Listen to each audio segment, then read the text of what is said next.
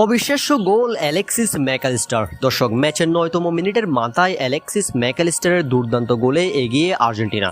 দর্শক, বিশ্বকাপের কোয়ার্টার ফাইনালের হাই ভোল্টেজ ম্যাচ চলছে আর্জেন্টিনা বনাম সুইজারল্যান্ডের। ম্যাচের শুরু থেকে বল নিজেদের দখলে রেখে খেলতে থাকে আর্জেন্টিনা। ফলস্বরূপ ম্যাচের শুরুতেই পেয়ে গেল দুর্দান্ত গোলের দেখা। দর্শক, ম্যাচের ৮তম মিনিটের মাথায় গোল পেতে বসেছিল আর্জেন্টিনা, যেখানে লিওনেল মেসি অ্যালেক্সিস ম্যাকালিস্টারকে ডিবক্সের বাইরে এই জায়গাতে একটা বল বাড়িয়ে দেন।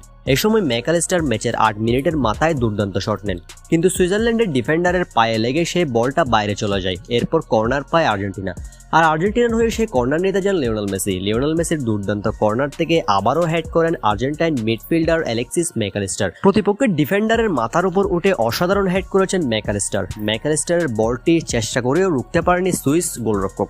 আর্জেন্টিনা মুহূর্তে এগিয়ে ১-০ গোলের ব্যবধানে। এখনো পর্যন্ত চলছে প্রথমার্ধের খেলা। এখন দেখা যাক শেষ পর্যন্ত আর্জেন্টিনা এই ম্যাচে কত গোল দেয়। আপাতত ১-০তে এগিয়ে আছে আর্জেন্টিনা, যদিও সুইজারল্যান্ডও এই ম্যাচে বেশ ভালো পারফরমেন্স করছে। দেখা যাক শেষ পর্যন্ত কি হয়।